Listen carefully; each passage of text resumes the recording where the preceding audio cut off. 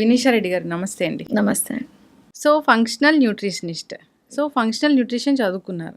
అసలు ఏంటి నార్మల్ ఈ డైటీషియన్, న్యూట్రిషనిస్ట్‌కి, ఈ ఫంక్షనల్ న్యూట్రిషనిస్ట్‌కి తేడా ఏంటి అసలు? ఓకే. ఆడియన్స్ నన్ను ఫస్ట్ టైమ్ చూస్తున్నారు కాబట్టి నా గురించి ఒక చిన్న ఎడ్యుకేషనల్ బ్యాక్‌గ్రౌండ్ చెప్తాను. నేను ఎంఎస్సీ డైటెటిక్స్ చేశాను. చేసిన తర్వాత లైక్ అందరు డైటీషియన్స్ లాగే క్లినికల్ డైటెటిక్స్‌లో నాకు ఇంట్రెస్ట్ ఉండే.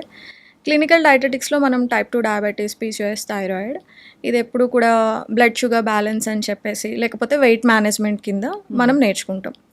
4 ఇయర్స్ ఆర్ 5 ఇయర్స్ బ్యాక్ నాకు క్లినిక్‌లో ఒక కొత్త కేస్ వచ్చిండే. పీసీఓఎస్ కేస్ అది. పీసీఓఎస్ కేస్‌ని మేము ఎంత హీల్ చేస్తున్నా ఆమె కాన్స్టెంట్‌గా ఒక కంప్లైంట్ ఇచ్చేది. కడుపులో నొప్పి. చాలా కాన్స్టెంట్ కంప్లైంట్. ఏది చేసినా, ఎంత చేసినా మాకున్న నాలెడ్జ్‌లో అది తగ్గేది కాదు. డాక్టర్స్ ఎవరు కూడా ఐడెంటిఫై చేయలే. వన్ ఫైన్ డే ఒక గ్యాస్ట్రోఎంట్రాలజిస్ట్ ఆమెని ఐడెంటిఫై చేశారు. ఇట్స్ అన్ ఐబిఎస్ కేస్ అని. నాకు అప్పుడు చాలా ఇంట్రెస్ట్ కలిసింది. ఇరిటబుల్ బౌల్ సిండ్రోమ్ గురించి మేము క్లినికల్గా చదువుకున్నప్పుడు ఎక్కడా రాలేదు. వచ్చింది హాస్పిటల్స్లో వర్క్ చేసినప్పుడు only instruction is gluten free follow అవ్వండి, డైరీ ఫ్రీ ఫాలో అవ్వండి అని ఇరిటబుల్ బౌల్ సిండ్రోమ్కి వచ్చేది. ఆమెకు అది పెట్టాం, గ్లూటెన్ ఫ్రీ పెట్టాము, డైరీ ఫ్రీ పెట్టాము, బట్ స్టిల్ ఆ కేసు అసలు సాల్వ్ అవ్వట్లేదు. దెన్ ఐ థాట్ ఇది డాక్టర్తో మేము ఇంకా ఎక్కువ మాట్లాడుతూ తెలుసుకున్నప్పుడు ఇది life style management, diet management, దీనికి ఏం మెడికేషన్ లేదు అని చెప్పారు. మెడికేషన్ లేనప్పుడు ఇది డిసీజ్ కాదు, ఇది ఒక డిజార్డర్. ఎక్కడి నుంచి వస్తుంది, ఎందుకు ఇంత క్రానిక్ సఫరింగ్ ఉంది దీంట్లో, ఇది లైఫ్ స్టైల్ని ఎందుకు డిస్టర్బ్ చేస్తుంది అన్న ఒక ఇంట్రెస్ట్ నాకు క్రియేట్ అయింది. అక్కడ నుంచి I did my own research and ఇది మన ఐబిఎస్, ఐబిడి మన ఏషియన్ పాపులేషన్లో ఎస్పెషల్లీ లైక్ ఇండియన్ పాపులేషన్లో చాలా తక్కువగా కనిపించేది ఒక 4-5 ఇయర్స్ బ్యాక్ అనమాట. అప్పుడు అంత అవగాహన లేకుండే. నేను వెస్ట్రన్ డాక్టర్స్ ఇన్స్టాగ్రామ్ ప్రొఫైల్ కానివ్వండి, ఇంకా గూగుల్ రీసెర్చ్ చేసినప్పుడు I came to know there is something called as irritable bowel syndrome. Manage చేసుకోవడానికి ఒక కోర్స్ ఉంది. ఇది ఫంక్షనల్ న్యూట్రిషన్ అని ఒక సబ్జెక్ట్ ఉంది. అది నేర్చుకుంటే కన్వెన్షనల్గా ఏదైతే ట్రీట్ చేయలేకపోతున్నారో ఫంక్షనల్ న్యూట్రిషన్లో దానికి ఆన్సర్ ఉంది అని నాకు అర్థమైంది. అప్పుడు నేను మొనాష్ యూనివర్సిటీ దాంట్లో ఐబిఎస్ కోర్స్ ఉంటే అది జాయిన్ అయ్యాను. అది జాయిన్ అయిన తర్వాత దాంట్లో మేజర్గా డైట్ గురించి డిఫరెన్షియల్ డయాగ్నోసిస్ అంటాం. అంటే ఐబిఎస్ అయినా లేదా ఇంకేదైనా ఆర్గానిక్ డిసీజెస్ ఉన్నాయా, వీటికి ఏం టెస్ట్ చేసుకోవాలి, బ్లడ్ టెస్ట్ దగ్గర నుంచి మొత్తం డీటెయిల్డ్గా చాలా మంచిగా కోర్స్ ఉంది. ఐబిఎస్ కోర్స్ చేశాను. తర్వాత జర్నీలో నాకు అర్థమైంది ఏంటంటే ఇది డైట్, లైఫ్ స్టైలే కాకుండా దీంట్లో ఇన్ఫెక్షన్స్ చాలా మేజర్ రోల్ ప్లే చేస్తాయి. మన గట్లో జరిగే డిస్బయోసిస్ అంటే మీ ఓన్ గట్ మైక్రోబయోమే మిమ్మల్ని ఇన్ఫెక్టివ్గా మారుస్తుంది. లేకపోతే బయట నుంచి ఏదైనా ఫుడ్ ఇన్ఫెక్షన్ వచ్చినప్పుడు కూడా అది క్రానిక్గా మీ గట్లో నిల్చుండిపోతుంది అని నాకు అర్థమైంది. అది హీల్ చేయనంత వరకు ఈ ఐబిఎస్ హీల్ అవ్వదు అని అర్థమైంది. Then I started doing like small intestinal bacterial overgrowth, SIBO doctor అని వెస్టర్న్ డాక్టర్ నిరోలా ఉన్నారు, ఆస్ట్రేలియన్ డాక్టర్ అనమాట. She been doing IBS and ఈ కేసెస్ లాస్ట్ 20 years నుంచి చేస్తున్నారు ఆమె ప్రాక్టీషనర్. ఆమె కోర్స్ లాంచ్ చేశారు సిబో అని చెప్పేసి. అలా నేను ఒక్కొక్క certification IBS, IBD, small intestinal bacterial overgrowth, level 3 biochemistry, ఇవన్నీ నేను వెస్ట్రన్ డాక్టర్స్ దగ్గర నుంచి సర్టిఫికేషన్స్ చేశాను. ఇది చేసిన తర్వాత మన ఇండియన్ డైటెటిక్స్ కానివ్వండి, లేకపోతే కన్వెన్షనల్ మెడిసిన్ చెప్పింది అంతా ఒక సైడ్ అయితే, other side of the story ఏం అక్కర్లేదు. మనం ఈ 4 root causes, 5 root causes, autoimmune డిజార్డర్స్కి అయినా, లీకీ గట్స్ అయినా, ఐబిఎస్ అయినా, ఐబిడి అయినా, ఒక రూట్ కాజ్ ఏంటి అంటే it all starts from your gut అని నాకు అర్థమైంది. అయితే ఏదైనా ఇష్యూతో మీ దగ్గరకు ఒక పేషెంట్ వస్తే ఎలా ట్రీట్ చేస్తారు? ఇది సబ్జెక్టివ్. అంటే మీకు అసలు ఏ ఇష్యూ ఉన్నది, ఇప్పుడు థైరాయిడ్ లేకపోతే టైప్ 2 డయాబెటీసా, వీటన్నిటికీ రూట్ కాజ్ డిఫరెంట్గా ఉంటాయి. ఒక్కొక్క డిసార్డర్కి ఒక్కొక్క రూట్ కాజ్ ఉంటుంది. దాన్ని మనం ఐడెంటిఫై చేసుకుంటాం. నేను ఒక ఎగ్జాంపుల్ చెప్తాను మీకు. ఎవరికైనా హైపోథైరాయిడిజం ఉందనుకోండి, ఆమె ఎంత ట్రై చేసినా వెయిట్ లాస్ అవ్వట్లేదు, ఒక 100 kgs వెళ్ళిపోయారు అనుకున్నాం. ఇలాంటి వాళ్ళల్లో ఏంటి అంటే ఫస్ట్ అసలు థైరాయిడ్ డయాగ్నోసిస్ కరెక్ట్గా చేశారా లేదా అనేది మనం అర్థం చేసుకుంటాం. అంటే మీరు ఒక యాన్యువల్ బ్లడ్ చెకప్కి వెళ్ళినప్పుడు, లేకపోతే మీరు డాక్టర్ దగ్గరికి వెళ్ళినప్పుడు TSH, T3, T4 చూస్తారు. వీటిలో TSH హై ఉందా, T3 ఎలా ఉంది, T4 ఎలా ఉంది అని చెప్పి చూసుకొని దాని ప్రకారం మీకు హైపోథైరాయిడిజం ఉందా, హైపర్థైరాయిడిజం ఉందా అని చెప్తారు. ఇది కన్వెన్షనల్ మెడిసిన్. దీంట్లో మీకు థైరాయిడ్ లెవెల్స్ని బట్టి మెడికేషన్ ఇస్తారు. ఇప్పుడు మేము ఎలా ఆలోచిస్తాము, ఇప్పుడు ఈ థైరాయిడ్ గ్లాండ్ ఉంది, ఇది 2 హార్మోన్స్ని ప్రొడ్యూస్ చేస్తుంది, T4, T3 అంటాం. T4 ఎక్కువ మోతాదులో 97% ప్రొడ్యూస్ అవుతుంది, T3 7% ప్రొడ్యూస్ అవుతుంది. T4 ఇన్యాక్టివ్, అది ఎంత ఉంది అన్నది ఇంపార్టెంట్ కాదు, అది T3 కింద ఎలా కన్వర్ట్ అవుతుంది అన్నది ఇంపార్టెంట్. ఇప్పుడు మీరు లావ్ అయిన వాళ్ళు సన్నబడాలన్నా, ఇన్సులిన్ రెసిస్టెన్స్ తగ్గాలన్నా, కాన్స్టిపేషన్ తగ్గాలన్నా మీకు కన్వర్షన్ జరగాలి. అంటే T4 యాక్టివ్ కాంపోనెంట్ T3కి వెళ్ళి కన్వర్ట్ అయ్యి T3 కరెక్ట్ లెవెల్స్లో ఉంటేనే మీకు థైరాయిడ్ హీల్ అయినట్టు. సో మనం మెడిసిన్ ఏమి ఇచ్చుకుంటాం, T4 ఇస్తాం చాలా వరకు. ఆల్రెడీ T4 ఇస్తున్నారు, కానీ మీ థైరాయిడ్ కంట్రోల్ అవ్వట్లేదు, ఎందుకంటే ఇది T3 కింద కన్వర్ట్ అవ్వట్లేదు. మరి T3 కింద ఎందుకు కన్వర్ట్ అవ్వట్లేదు? T3లో ఎక్కడ కన్వర్ట్ అవుతుంది T4, T3 అంటే లివర్లో 70% కన్వర్ట్ అవుతుంది, 20% గట్లో కన్వర్ట్ అవుతుంది. సో మరి లివర్ హెల్త్ ఎలా ఉంది? మీ లిపిడ్ ప్రొఫైల్ చూస్తే కొలెస్ట్రాల్స్ ఎక్కువ ఉంటాయి, ట్రైగ్లిజరైడ్స్ ఎక్కువ ఉంటాయి, మరి మీకు కాన్స్టిపేషన్ ఉంటుంది. అప్పుడు లివర్ ఎలా హెల్తీగా ఉంటుంది? సో కాన్స్టిపేషన్ ఉన్నప్పుడు కొలెన్ హెల్తీగా ఉండదు, మరి అక్కడ కన్వర్షన్ 20% జరుగుతుంది కదా, లివర్లో 70% జరుగుతుంది కదా. మరి ఈ 2 హెల్తీగా లేనప్పుడు మీరు ఎంత మెడిసిన్ తీసుకున్నా అది ఎలా ఇంపాక్ట్ఫుల్గా ఉంటుంది? సో ఫస్ట్ మనము కాన్స్టిపేషన్ని హీల్ చేసుకోవాలి, తర్వాత లివర్ హెల్త్ని పెంచుకోవాలి. ఇలాగా రూట్ కాజ్ మనం ఐడెంటిఫై చేసుకుంటాం. సో ఈమెకు లివర్ హెల్త్ బాగాలేదు, గట్ హెల్త్ బాగాలేదు. దీంతో పాటు ఐరన్ ప్రొఫైల్ మంచిగా చెక్ చేసుకోవాలి, ఎందుకంటే థైరాయిడ్ ఇంబ్యాలెన్సెస్ ఐరన్ మీద చాలా డిపెండ్ అయ్యి ఉంటాయి. TPO అని ఒక హార్మోన్ ప్రొడ్యూస్ చేస్తుంది థైరాయిడ్ గ్లాండ్. దీనికి కావాల్సింది ఐరన్ మెయిన్గా. మీకు ఐరన్ డెఫిషియన్సీ ఉండి థైరాయిడ్ ఇష్యూస్ ఉన్నాయంటే ఆ ట్యాబ్లెట్ ఎందుకు పనికిరాదు. సో ఈ ఐరన్ డెఫిషియన్సీ మీరు హీల్ చేసుకోకుండా ఓన్లీ పిల్ వేసుకుంటున్నాను కదా, నా థైరాయిడ్ కంట్రోల్లో ఉంది అనుకున్నా కూడా అది చేయాల్సిన యాక్టివిటీ బాడీలో చేయదు. థైరాయిడ్ గ్లాండ్ ఏం చేస్తుంది, గట్ మొటిలిటీని కంట్రోల్ చేస్తుంది, మీ బాడీ వెయిట్ని కంట్రోల్ చేస్తుంది, మీ హార్మోన్స్ని కంట్రోల్ చేస్తుంది, మూడ్ని, యాంగ్జైటీని కంట్రోల్ చేస్తుంది, మీ స్కిన్ అండ్ బోన్ హెల్త్ని కూడా కంట్రోల్ చేస్తుంది. మరి ఇన్ని జరగాలనుకున్నప్పుడు ఓన్లీ T4 ఇచ్చుకొని మనం ఆ ట్యాబ్లెట్ ఇచ్చుకున్నప్పుడు, లివోథైరాక్సిన్ లాంటి ట్యాబ్లెట్స్ ఇచ్చినప్పుడు అది అసలు T3 కింద కన్వర్ట్ అవ్వలేదు అనుకోండి, దర్ ఇస్ నో పాయింట్. అందుకనే థైరాయిడ్ ఉన్న వాళ్ళు ఇప్పుడు కూడా వెయిట్ లాస్, నాకు థైరాయిడ్ వచ్చింది కాబట్టి వెయిట్ పెరిగిపోతున్నాం అనుకుంటారు, కానీ అండర్లైన్ అసలు గట్ హెల్త్ చూసుకోకుండా ఉన్నప్పుడు మీరు ఎన్నైనా చేయండి, ఎంత క్యాలరీ డెఫిసిట్లోకైనా రండి, మీరు ఎక్స్ట్రీమ్గా లెథర్జిక్గా అయిపోతారు తప్ప ఆ న్యూట్రియంట్ డెఫిషియన్సీస్ని మనం అడ్రస్ చేయనంత వరకు మీకు హెల్తీగా ఉంటుంది. ఖచ్చితంగా అండి, మీరు చెప్పింది 100% కరెక్ట్. ఒక థైరాయిడ్ ఇష్యూ వచ్చిందంటే ఇక జీవితాంతం మందులు వాడాల్సిందే, ఆ లెవెల్స్ ఫ్లక్చువేట్ అవుతూ ఉంటాయి, సో ఎప్పటికీ తగ్గనట్లుగా ఉంటుంది. నిజంగానే వాళ్ళ మెంటల్ హెల్త్ కూడా బాగోదు దీనివల్ల. యాంగ్జైటీ బాగా వస్తుంది, thyroid controls your mental health.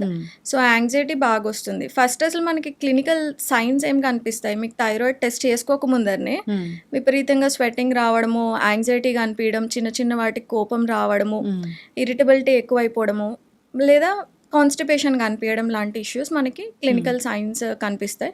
అప్పుడు మీరు డాక్టర్ దగ్గరికి వెళ్ళినప్పుడు మీరు ఎక్స్ప్లెయిన్ చేస్తుంటే కనుక ఆయన వెంటనే థైరాయిడ్ టెస్ట్ రాస్తారనమాట. So it all begins in the gut initially అని నేను చెప్తాను. సో ఈ థైరాయిడ్ అనేది అసలు ఎవరిలో చూస్తాము, ఎవరిలో ఎక్కువ వస్తుంది, ఐరన్ డెఫిషియన్సీ వల్ల వస్తుందా, దేనికి వస్తుంది, ఇంకా కారణాలు మాట్లాడితే దాన్ని ఎలా ఐడెంటిఫై చేసుకోవాలి, ఎలా ఈ ఫంక్షనల్ న్యూట్రిషన్ ద్వారా తగ్గించుకోవచ్చు? ఓకే, సో నేను చెప్పినట్టు ఇంతక మనకి రూట్ కాజ్ ఎక్కడి నుంచి స్టార్ట్ అయింది. మీరు ఆబ్వియస్ 4 పాయింట్స్ అంటే మీ లైఫ్ స్టైల్, మీరు టైంకి తింటున్నారా, టైంకి పడుకుంటున్నారా, తిన్నది కూడా హెల్తీగా బ్యాలెన్స్డ్గా తింటున్నారా, ఫైబర్, ప్రోటీన్ ఎక్కువ, గ్రెయిన్ రేషియో మనకి తక్కువ ఉండాలి మనం తినే దాంట్లో. ఒక సెడెంటరీ లైఫ్ స్టైల్ లీడ్ చేస్తున్నారు అనుకోండి, సో దానివల్ల కూడా మనకి ఇంబ్యాలెన్సెస్ వస్తాయి. అన్నిటికన్నా మెయిన్ కాంపోనెంట్ స్ట్రెస్. ఈ స్ట్రెస్ వల్ల కూడా థైరాయిడ్ ఇంబ్యాలెన్సెస్ రావడానికి చాలా ఛాన్సెస్ ఉంటాయి. మనం ఇప్పుడు ఈ థైరాయిడ్ రావడానికి ఏ ఏజ్ గ్రూప్లో పాసిబిలిటీ ఉంది అంటే మేనిఫెస్టేషన్ స్టేజ్ అని ఒకటి అంటాం. అంటే మీకు ఒక రోగం రావడానికో, ఒక డిజార్డర్ రావడానికో ఒక మంచి 5-6 ఇయర్స్ పడతాయి. మీ బాడీ సైన్స్ అండ్ సిమ్టమ్స్కి చూపిస్తూనే ఉంటుంది, కానీ మనం అది ఇగ్నోర్ చేస్తాం. అవును.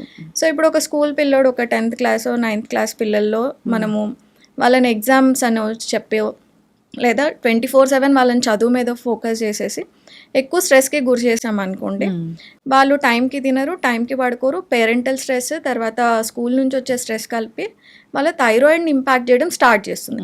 యాజ్ యంగ్ యాజ్ లైక్ ఆ ఏజ్ నుంచి స్ట్రెస్కి ఎవరైతే కాన్షియస్గానో అన్కాన్షియస్గానో సబ్కాన్షియస్గానో మనం స్ట్రెస్కి గురవుతూ ఉంటే కనుక మన థైరాయిడ్ ఫంక్షనాలిటీ తగ్గుతూ వస్తుంది అనమాట. సో ఇది మీకు ఒక డిసీజ్ రూపంలో బయటపడడానికి ఒక 5 years పడుతుంది. సో స్ట్రెస్ ఉన్న వాళ్ళు ఫస్ట్ చేసేది ఏంటి, బింజ్ ఈటింగ్ చేస్తారు లేదా పడుకోరు.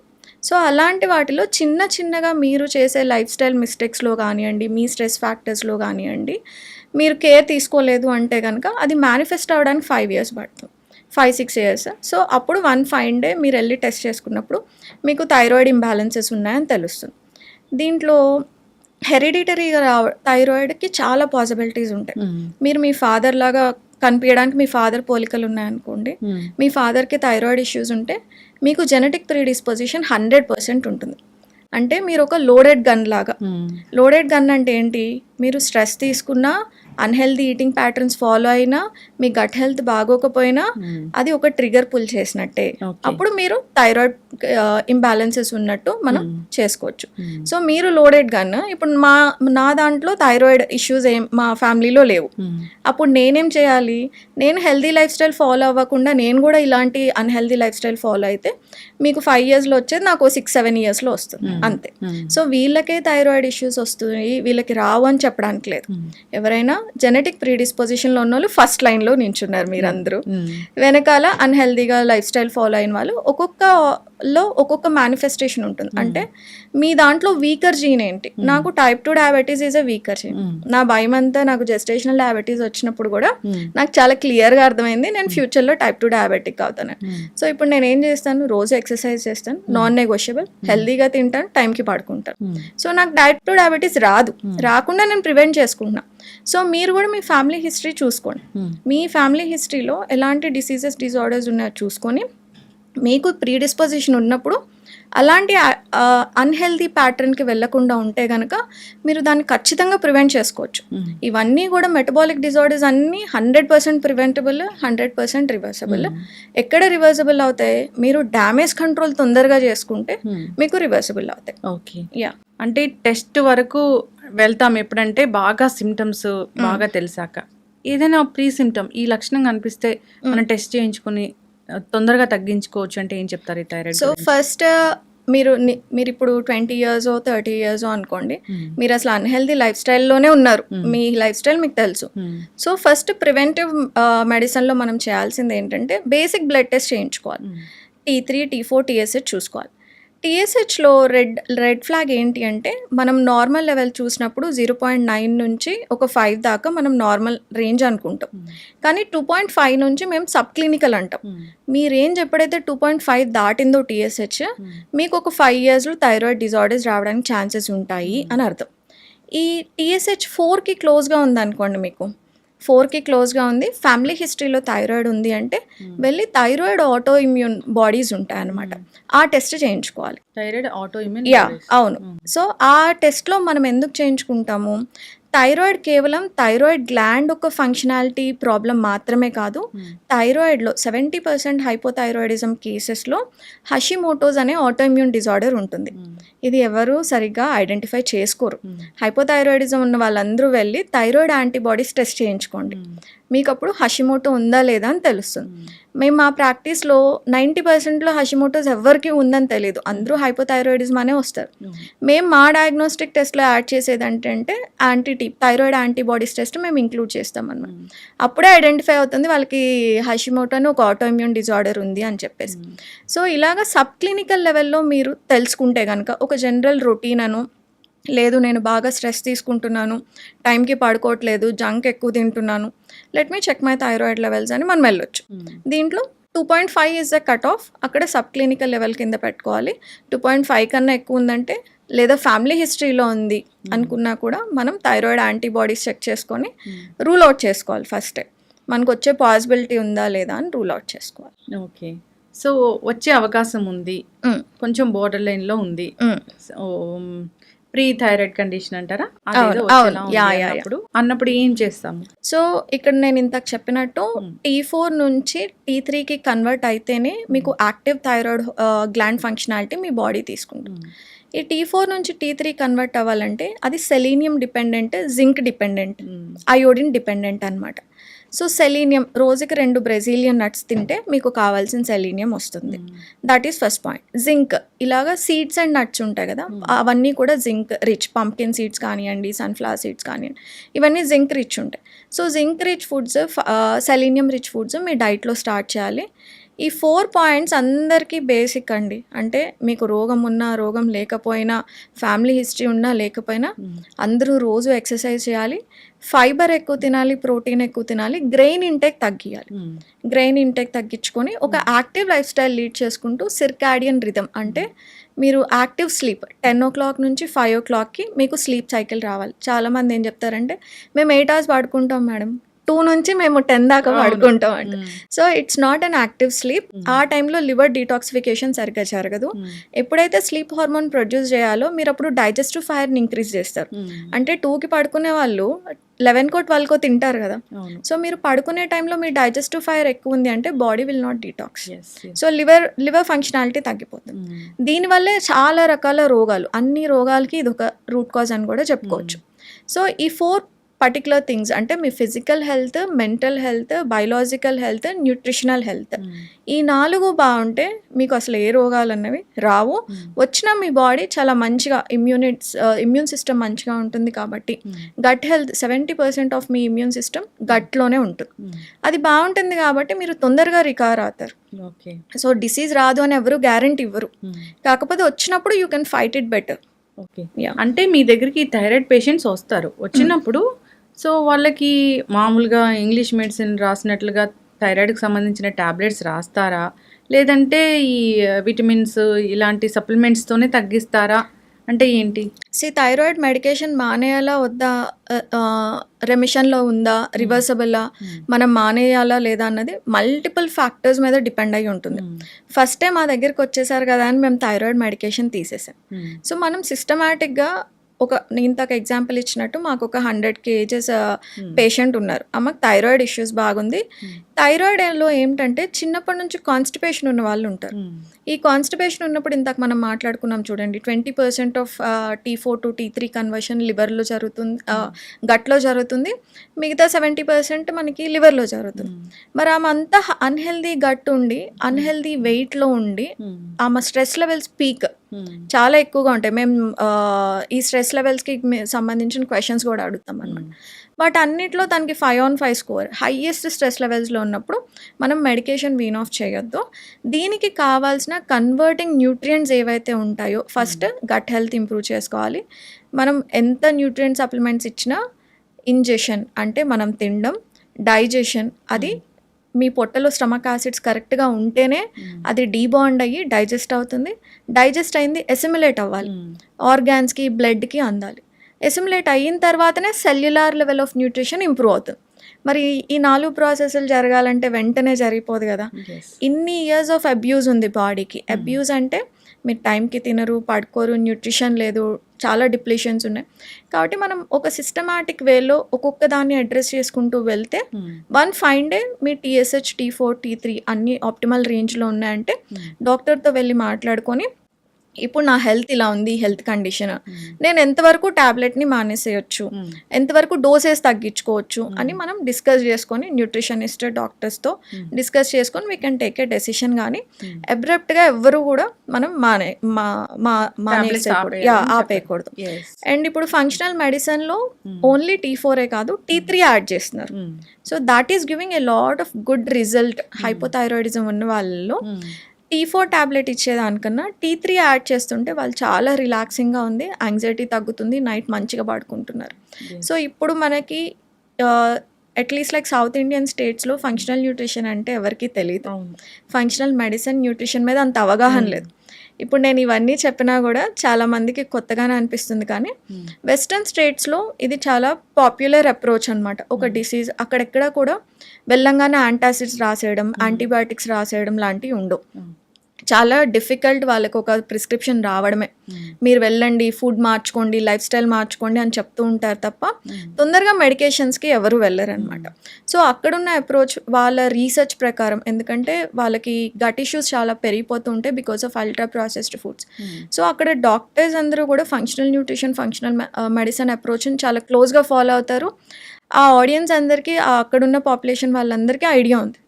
మనం కొత్తగా అడాప్ట్ చేసుకుంటున్నాం. Maybe down the lane I'm hoping ఒక 4 years అయితే ఇది ఒక కామన్ ప్రాక్టీస్ అవుతుంది, ఎక్కువ మంది దీని గురించి చదువుకొని ప్రాక్టీస్ చేస్తారు అని ఐ ఆల్సో విష్.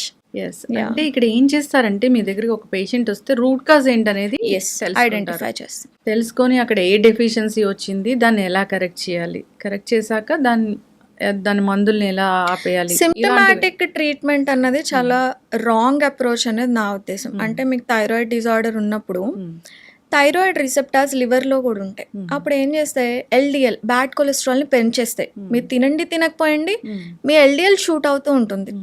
సో అప్పుడు ఏం చేస్తారు, మీ రిపోర్ట్ పట్టుకొని వెళ్ళినప్పుడు థైరాయిడ్ డిజార్డర్స్ ఉంటాయి, మీకు మీ లిపిడ్ ప్రొఫైల్ అబ్నార్మల్గా ఉంటుంది, మీకు పీసీఎస్ వస్తుంది, హార్మోనల్ ఇంబ్యాలెన్స్ వస్తాయి, మీరు ప్రీ డయాబెటిక్ రేంజ్లో ఉంటారు. సో మీకు ఇప్పుడు లిపిడ్ ప్రొఫైల్ ఎక్కువైంది కాబట్టి మీరు కార్డియాలజిస్ట్ దగ్గరికి వెళ్ళండి అని చెప్తారు. మీకు పీసీఎస్ వచ్చింది కాబట్టి గైనకాలజిస్ట్ దగ్గరికి వెళ్ళండి అంటారు. మీకు థైరాయిడ్ ఇష్యూస్ వచ్చినాయి కాబట్టి ఎండోక్రైనాలజిస్ట్ దగ్గరికి వెళ్ళండి అంటారు. ఇది చాలా రాంగ్ అప్రోచ్. ఎందుకంటే ఒక రూట్ కాజ్ ఎక్కడి నుంచి ఇది జనరేట్ అవుతుంది అన్నది మనం అర్థం చేసుకోకుండా బాడీలో ఫంక్షనాలిటీని ఒక్కొక్క బ్రాంచ్ కింద డివైడ్ చేసి మనం ఒక్కొక్క ట్యాబ్లెట్ ఇచ్చుకుంటూ వెళ్తే అదంతా ఎప్పుడు కోఆర్డినేట్ అవుతుంది, ఎప్పుడు ఇంటర్ట్వైన్ అవుతుంది, మీ మైండ్ ఎప్పుడు అర్థం చేసుకుంటుంది, మీ బ్రెయిన్ ఎప్పుడు ఆలోచిస్తుంది, ఇదంతా ఒకటే బాడీ, ఈ everything is inter connected. So నేను ఒక విషయాన్ని, ఆ రూట్ కాజ్ని అర్థం చేసుకుంటే నేను అన్నిటినీ హీల్ చేసుకోగలను. ఇది time taking, life style modify చేసుకునే ఒక ప్రాసెస్ అనమాట. దీంట్లో మనకి కరెక్ట్ అవగాహన ఉండాలి. అసలు న్యూట్రియంట్స్ ప్రతి ఎంజైమాటిక్ యాక్టివిటీకి, ప్రతి గ్లాండ్ ఫంక్షనాలిటీకి nutrient deficiencies are root cause. 80% of diseases will disappear if you identify your nutrition deficiency. ఇది నేను 100% చెప్తా. డిప్రెషన్ ఉన్న వాళ్ళల్లో B12 ఎక్స్ట్రీమ్ డెఫిషియన్సీస్ ఉంటాయి, D3 ఎక్స్ట్రీమ్ డెఫిషియన్సీస్ ఉంటాయి, యాంగ్జైటీ విపరీతంగా కనిపిస్తుంది, రోజు లేచి మోటివేట్ అవ్వరు. ఇప్పుడు మీరు కాలేజ్ పిల్లల్లో చూస్తే జనరల్గా తిట్టించుకుంటూ ఉంటారు, లే పడుకో, ఎప్పుడు నీరసంగా కనిపిస్తావేంటి, కొద్దిగా యాక్టివ్గా ఉండు అని మనం నోట్తో చెప్తూ ఉంటాం. కానీ ఆమెకి ఏ న్యూట్రిషన్ డెఫిషియన్సీ ఉంది, B12 ఎంత లెవెల్స్లో ఉన్నాయి. సో 200 pg/ml మనం బ్లడ్ టెస్ట్ చేయించుకుంటే 200 నుంచి 900 దాకా నార్మల్ రేంజ్ అని ఇస్తారు. 200 ఉండగానే ఇంకెవరు పట్టించుకోరు, 200 ఉంది ఇది నార్మల్ అనుకుంటారు, చాలా సఫిషియెంట్ ఉంది. కానీ ఎప్పుడైనా న్యూట్రియంట్స్, వైటమిన్ అండ్ మినరల్స్ ఎప్పుడు కూడా ఆప్టిమల్ లెవెల్ చూసుకోవాలి. B12కి ఆప్టిమల్ లెవెల్ ఏంటి, 600 pg/ml. B12 ఆప్టిమల్గా ఉంటే ఏమవుతుంది, మీ థాట్ ప్రాసెసెస్ మంచిగా ఉంటాయి, కాగ్నిటివ్ ఎబిలిటీ బాగుంటుంది, నిద్ర పడుతుంది, అనీమియా రాదు. B12కి అనీమియా రాకుండా డెఫిషియన్సీ. మీ ఆర్బీసీ రోజు 1% ఆఫ్ ఆర్బీసీ, ఓల్డ్ ఆర్బీసీ చనిపోతూ ఉంటాయి బాడీలో. ఇవి కొత్త ఆర్బీసీ ప్రొడ్యూస్ కావాలంటే మనకి B12 కావాలి. మరి B12 డెఫిషియన్సీ ఉన్నప్పుడు మీకు ఆ కొత్త ఆర్బీసీ ప్రొడ్యూస్ అయినప్పుడు హీమోగ్లోబిన్ ఎక్కడి నుంచి వస్తుంది, ఐరన్ ఎక్కడి నుంచి అబ్జార్బ్ అవుతుంది. B12 డెఫిషియన్సీ ఉన్నప్పుడు మీరు ఎనీమిక్గా ఉంటారు.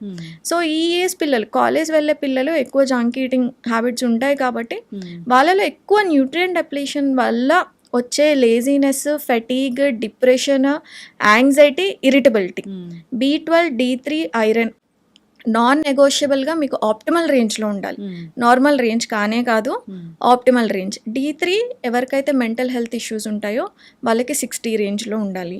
B12 ఎవరికైతే మెంటల్ హెల్త్ ఇష్యూస్, ఫెటీగ్ ఉంటుందో వాళ్ళకి 600 రేంజ్లో ఉండాలి.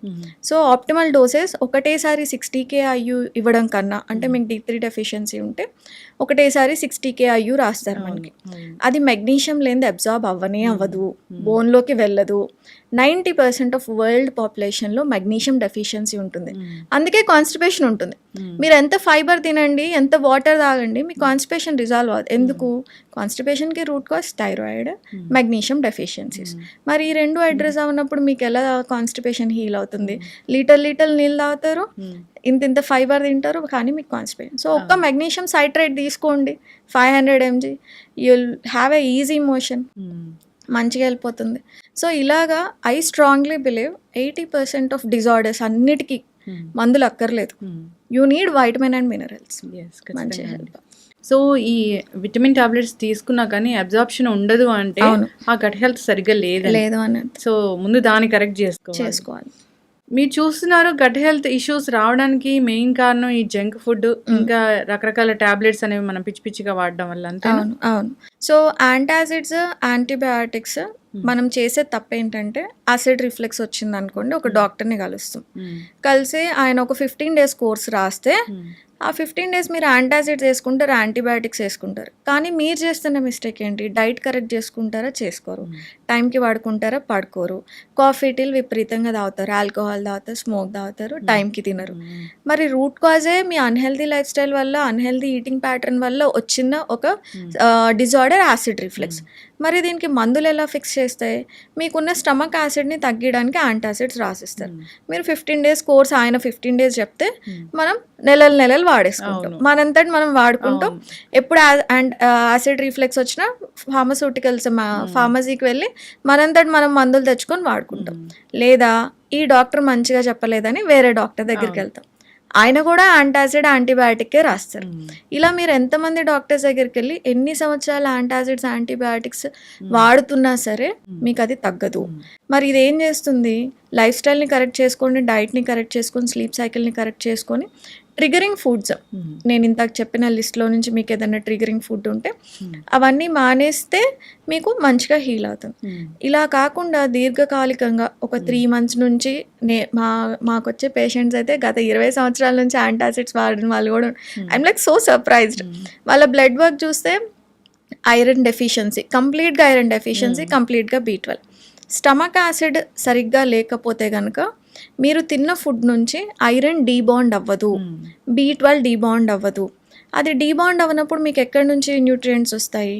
దానివల్ల మీరు ఐరన్ డెఫిషియన్సీ, B12 డెఫిషియన్సీ, ఆడవాళ్ళలో అయితే తొందరగా పెరిమెనోపాజ్ వస్తుంది, తొందరగా కాళ్ళ నొప్పులు వస్తే మెనోపాజ్ వస్తుంది.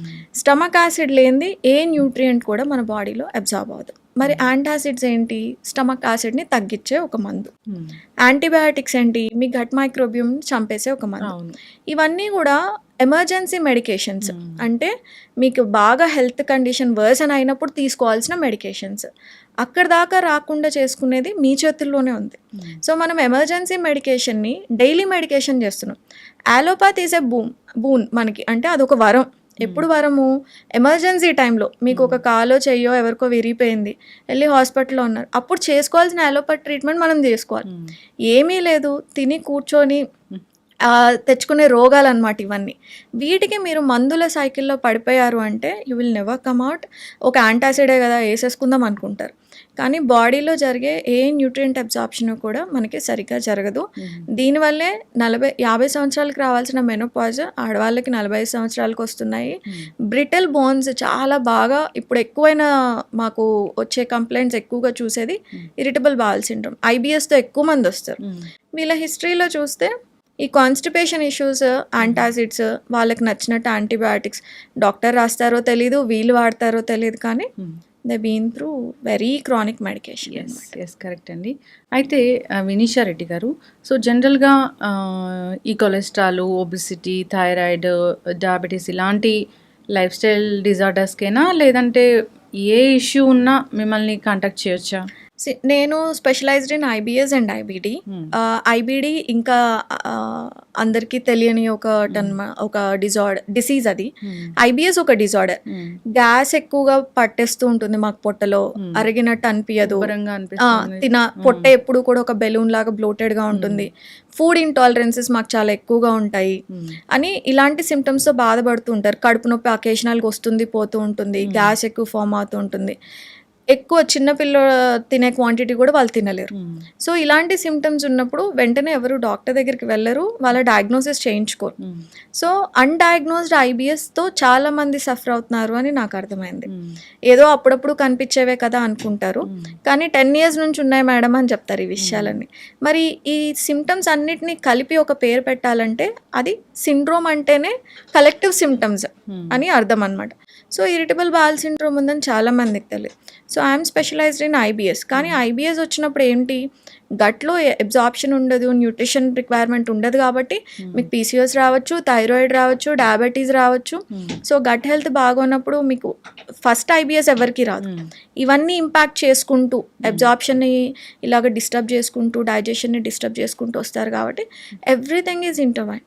ఎస్. సో ఈ డిసీజే అని కాదు, మీకు ఎప్పుడైతే సరే ఐబిఎస్ ఉన్నా, గట్ ఇష్యూస్ ఉన్నా, మెటబాలిక్ డిజార్డర్స్ ఉన్నా, functional nutrition is a very good approach అండి. ఎస్. మనము న్యూట్రియంట్ రెగ్యులర్గా కన్వెన్షనల్ న్యూట్రిషన్లో మేము చేసినప్పుడు కూడా D3 ఆ ఎండలో నించోండి, అవును. B12 నాన్ వెజ్ తినండి, ఇదే సజెషన్స్ ఇచ్చేదాన్ని నేను కూడా ఒక 4-5 years బ్యాక్. ఇదే సజెషన్స్ ఇచ్చేవాళ్ళం, ఒక మల్టీవైటమిన్ వేసుకోండి. కానీ దట్స్ ఆల్ రాంగ్ అప్రోచ్ అని ఇప్పుడు మల్టిపుల్ రీసెర్చెస్ ఉన్నాయి ఎందుకు సప్లిమెంట్ చేయాలి అన్నది. మల్టిపుల్ రీసెర్చెస్ ఉన్నాయి. ఇప్పుడు జనాలకి కూడా they are like little convinced. So నేను 22 years అప్పుడు డైటెక్స్ ఫినిష్ చేసినప్పుడు అందరికి ఇదే పొద్దున్న వెళ్ళి ఎండలో నించొని D3 వచ్చేసేదని చెప్పేదాన్ని నేను కూడా. That's what my text book thought me actually. So అలాగే ఉండేది. కన్వెన్షనల్గా మెడిసిన్ అదే నమ్మేది, మనము అదే నమ్మే వాళ్ళము, జనాలు అదే నమ్మేవాళ్ళు. కానీ ఇప్పుడు ఇట్స్ చేంజింగ్. ఎండలో నించోగానే D3 ఎవరికి రాదు. లివర్ హెల్త్ బాగుంటేనే మీరు అబ్జర్వ్ చేసుకున్న ఏదైతే సన్ రేస్ నుంచి D3 కన్వర్ట్ అయ్యి యాక్టివ్ కాంపౌండ్ కింద మీ బాడీలో అబ్జర్వ్ అవ్వాలి అంటే అదొక పెద్ద పాత్వే అని చదివాకనే మనకు అర్థమవుతుంది. ఎస్, ఖచ్చితంగా అండి. సో లివర్ డీటాక్స్ గురించి నెక్స్ట్ ఎపిసోడ్లో మాట్లాడదాము. అసలు ఎందుకు చెడిపోతుంది, ఎలా డీటాక్స్ చేసుకోవాలనే దాని గురించి చాలా చక్కగా చెప్పారండి. ఫంక్షనల్ న్యూట్రిషన్ అని. సో ఇది చాలా అద్భుతాలే చేస్తుంది. సో అసలు రూట్ కాజ్ ఏంటో కనుక్కుంటారు, డెఫిషియన్సీని కరెక్ట్ చేస్తారు, దానివల్ల జబ్బులు అనేవి తగ్గిపోతాయి. చాలా చక్కటి ఇన్ఫర్మేషన్ అండి. ధన్యవాదాలు. Thank you so much.